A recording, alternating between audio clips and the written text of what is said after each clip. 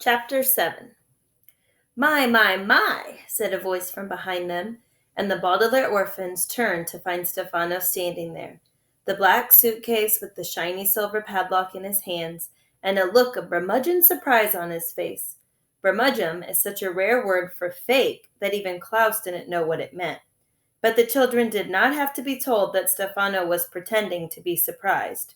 What a terrible accident has happened here. Snakebite. Whoever discovers this will be most upset.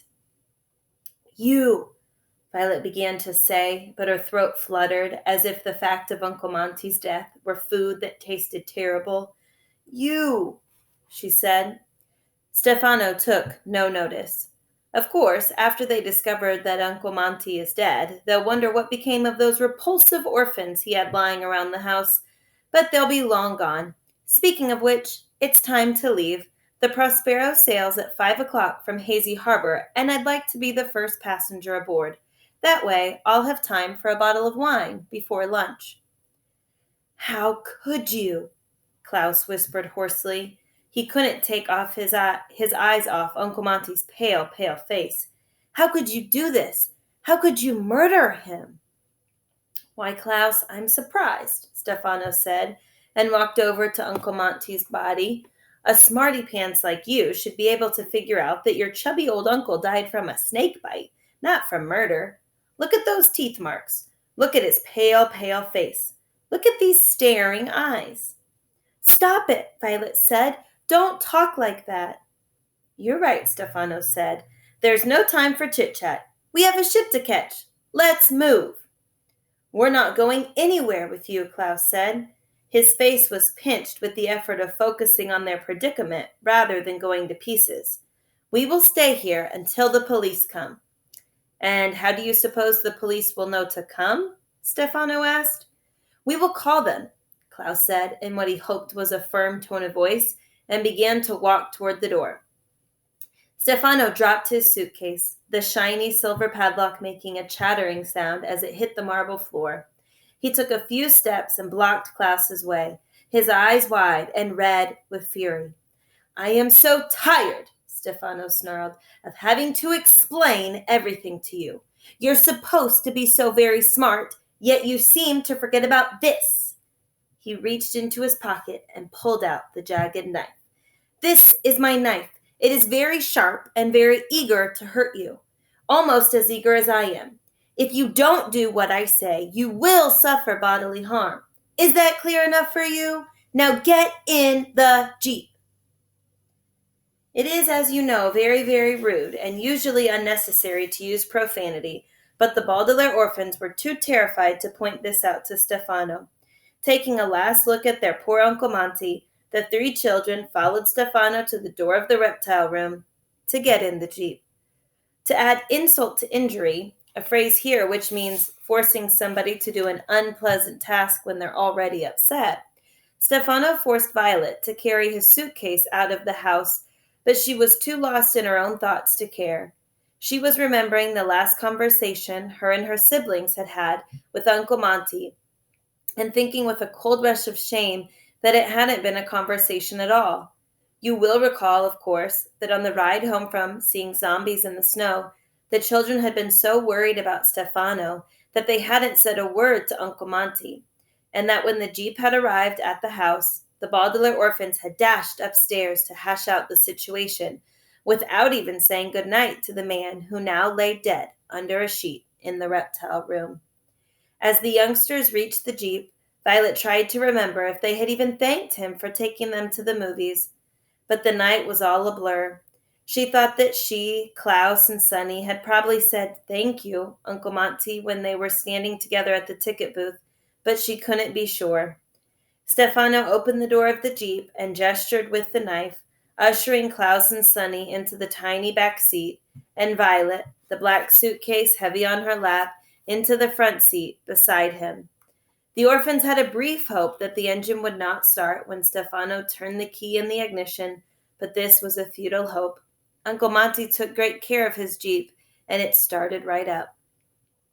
Violet, Klaus, and Sunny looked behind them as Stefano began to drive alongside the snake-shaped hedges. At the sight of the reptile room, which Uncle Monty had filled so carefully with his specimens, and in which he was now a sort of specimen himself, the weight of the Baudelaire's despair was too much for them, and he quietly began to cry.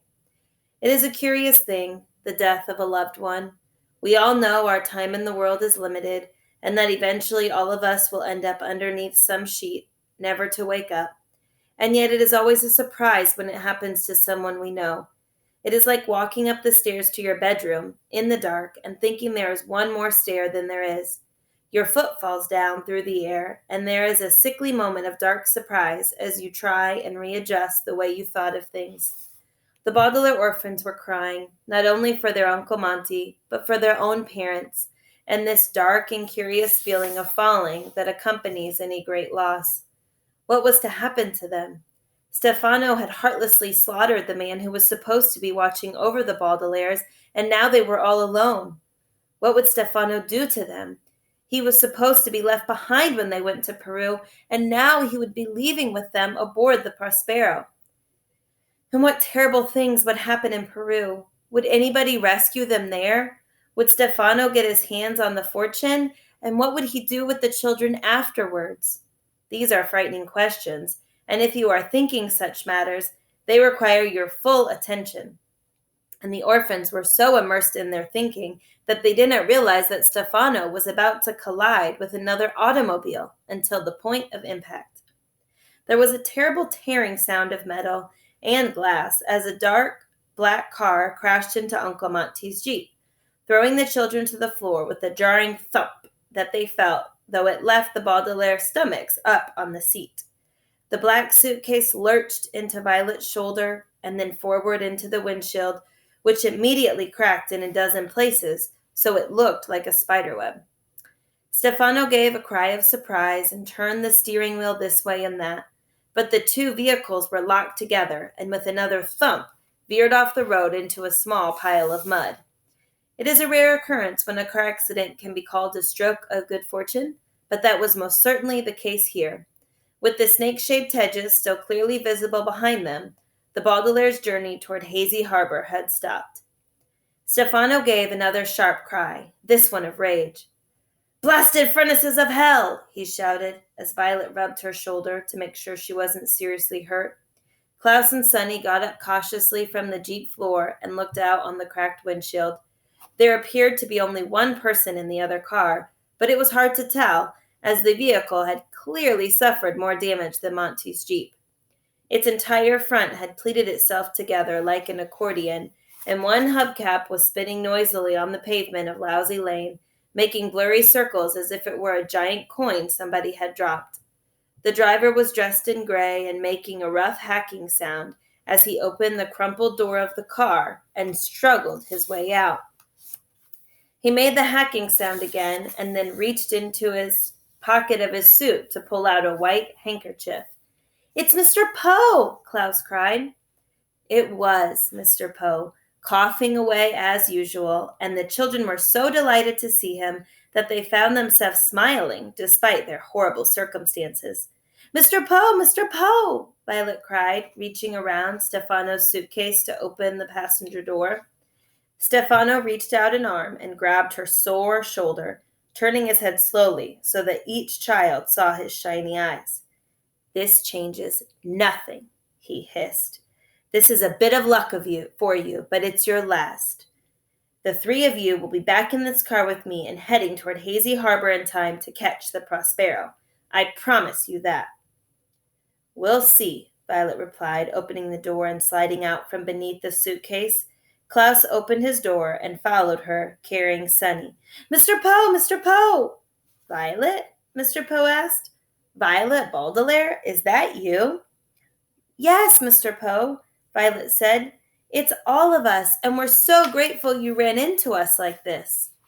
"Well, I wouldn't say that," Mr. Poe said. "This was clearly the other driver's fault. You ran into me." "How dare you!" Stefano shouted, and got out of the car himself, wrinkling his nose at the smell of horseradish that filled the air. He stomped over to where Mr. Poe was standing, but halfway there the children saw his face change from one of pure rage to one of curmudgeon confusion and sadness. I'm sorry, he said in a high, fluttery voice. This whole thing is my fault. I'm so distressed by what has happened that I wasn't paying attention to the rules of the road. I hope you're not too hurt, Mr. Foe. It's Poe, Mr. Poe said. My name is Poe. I'm not hurt. Luckily, it looks like nobody was hurt. I wish the same could be said for my car. But who are you, and what are you doing with the Baudelaire children? I'll tell you who he is, Klaus said. Please, Klaus, Mr. Poe admonished, a word here which means reprimanded Klaus, even though he was interrupting for a very good reason. It's not polite to interrupt. My name is Stefano said, shaking Mr. Poe's hand. I was Dr. Montgomery's assistant. What do you mean was? Mr. Poe asked sternly. Were you fired? No, Dr. Montgomery.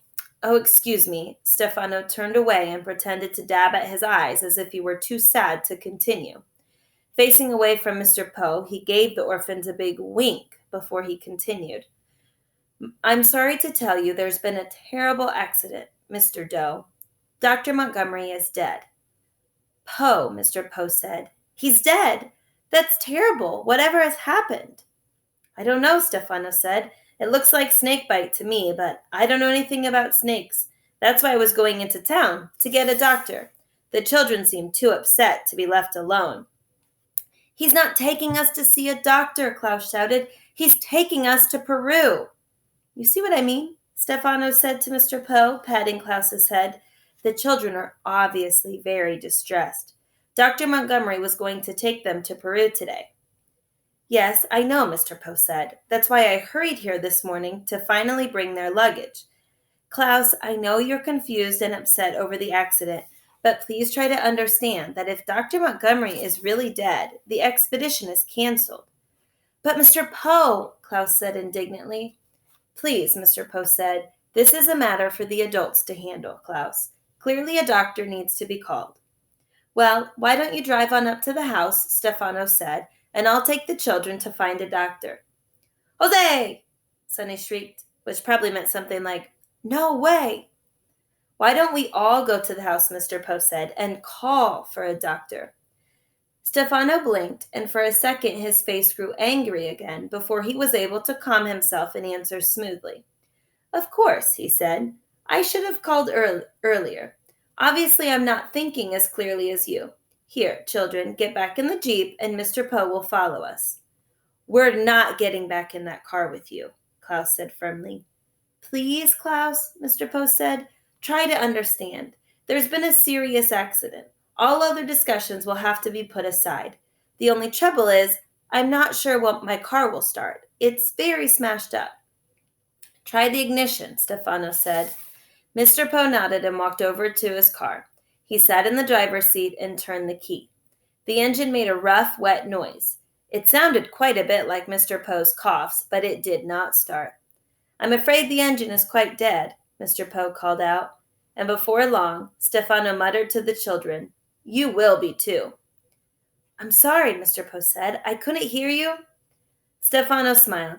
I said, That's too bad. Well, why don't I take the orphans back to the house and you walk behind us? There isn't room for everyone.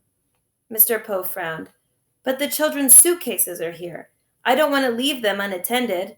Why don't we put the luggage in your car, and the children and I will walk back to the house? Stefano frowned.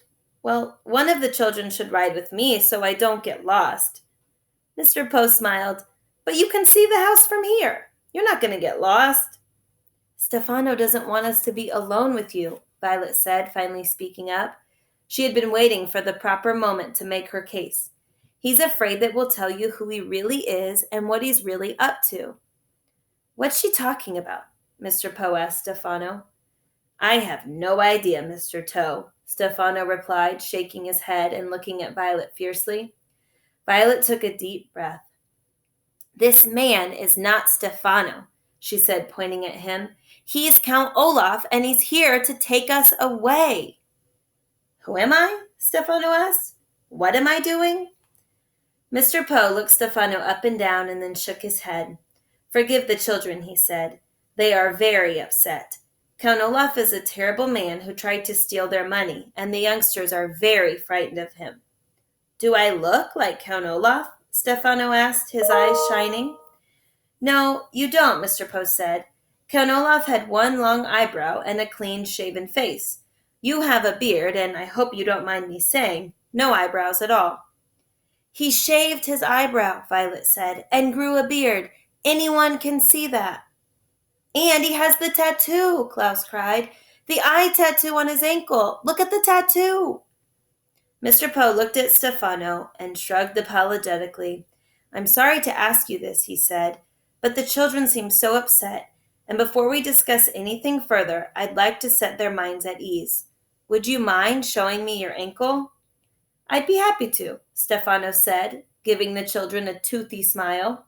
Right or left? Klaus closed his eyes and thought for a second. Left, he said. Stefano placed his left foot on the bumper of Uncle Monty's Jeep. Looking at the Baudelaire orphans with his shiny, shiny eyes, he began to raise the leg of his stained, striped pants. Violet, Klaus, Sunny, and Mr. Poe all kept their eyes on Stefano's ankle. The paint lamp went up like a curtain rising to begin a play, but there was no tattoo of an eye to be seen. The Baudelaire orphans stared at a patch of smooth skin as blank and pale as poor Uncle Monty's face.